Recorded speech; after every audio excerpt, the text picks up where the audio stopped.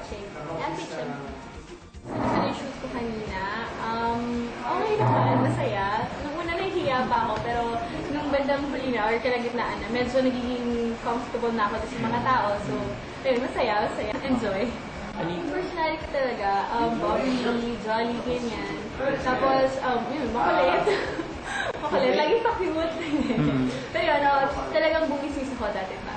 Oo, dapat yung guy na, ano mo, pero kasi sa mga plus points, mga point points, yung meron kang sense of humor, kasi more on more on personality.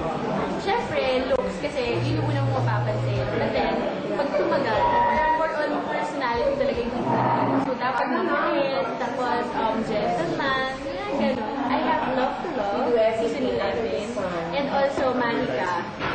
Yung dalawang shows na yun pinakababa. Pati meron kami ginagawang indie film na pinagsalagita yung title. Yung role ko, lahat kasi ko i-try eh. Alam mo yun, parang yung kontrabida, mula sa, lahat talaga gusto kong i-try. So parang feeling ko lahat yata din yung role ko. Okay.